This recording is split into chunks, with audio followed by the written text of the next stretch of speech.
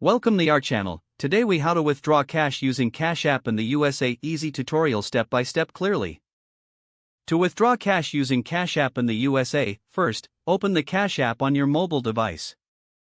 Make sure you are logged into your account.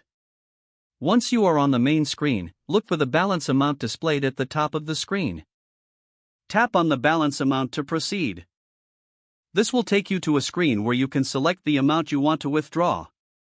Choose the amount you wish to cash out. After selecting the amount, look for the Cash Out option and tap on it. Next, you'll see options for how to receive your cash. You can choose between Instant Transfer or Standard Transfer. Instant Transfer will send your money to your linked bank account within minutes, but may have a small fee. Standard Transfer takes 1 to 3 business days and has no fee. Select your preferred transfer method. If you choose Instant Transfer, confirm the transaction and complete any additional steps as prompted. If you selected Standard Transfer, confirm the amount and wait for the transfer to complete. After the cash transfer is initiated, you'll receive a notification once it's successful. If you need immediate cash, consider visiting a nearby ATM that accepts Cash App cards. Insert your Cash App card into the ATM. Follow the on-screen instructions to withdraw your cash. Enter the amount you wish to withdraw, making sure it does not exceed your available balance. Confirm your transaction and take your cash.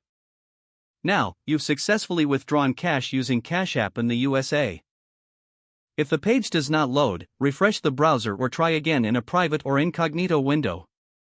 Make sure you are using the correct email address, then retype it carefully to avoid small typos. If your password is not accepted, use the reset option and create a new strong password you can remember.